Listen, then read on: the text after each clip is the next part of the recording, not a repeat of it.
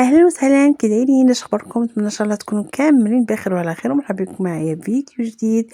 كيفاش اليوم جبت لكم فيديو على كوكو بونبون سوان شوفو بروتين للشعر. كيما شفتوا بغيت نشاركه معكم. صراحة درتو شحال من خطرة كتعجبني النتيجة ديالو، وقلت علاش لا ما نشاركوش معكم. اليوم جات عندنا الغزالة سهام، بغينا نديرو ليها البروتين. كنت ديجا درت ليها الأسبوع الفايت ليماش والصباغة، ووحدت ليها اللون ودرت ليها كيما شفتوا ديماش خفاف. وكان هذا هو يعني الستيل اللي بغات، وهذا هو الديكور اللي بغات في شعرها. وقلت لها مرحبا علاش لا، ودابا درنا انا وياها باش ندير لها سوان بروتين. كما شفتوا يلا فرقت ليها شعرها، وكما شفتوا غادي نبداو ليها شعرها كامل. وكما العاده كنغسلو هو الاول، راه ما صورتوش لكم، خسرت لكم الخدمه. المهم غسلتو ليها هو الاول، وعاد بديت كندير لها البروتين. كما شفتوا شعره بشعره، من بعد ما ساليت لها الشعر كامل جمعتو ليها وخليتو ليها واحد تقريبا ساعه الا ربع كما البروتينات كاملين.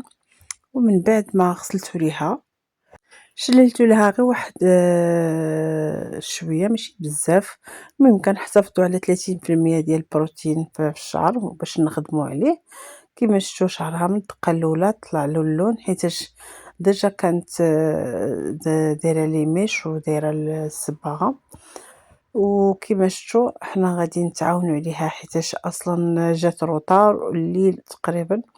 المهم غنتعاونوا عليها انا والبنت، وغادي نساليو ليها طغيه، هي من اليسر وانا من اليمين. المهم هاد البروتين كما قلت لكم ديجا كنت استعملته شحال من خطره، زعما ما تيحشمش مع الكليان، هو خفيف على الشعر ما تيضر ما والو، وزوين وحتى الثمن ديالو مناسب.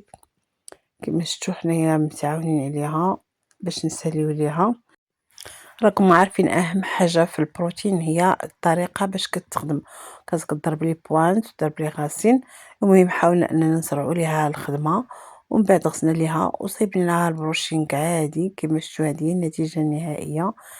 البروتين طلع ليها واعر، زعما نفس التقنيات ديال البروتين اي بروتين، ولكن كتبقى اليد والخدمه كيفاش كتطلع. المهم هذه هي النتيجه النهائيه، نتمنى ان شاء الله تعجبكم كما عجبتها حتى هي.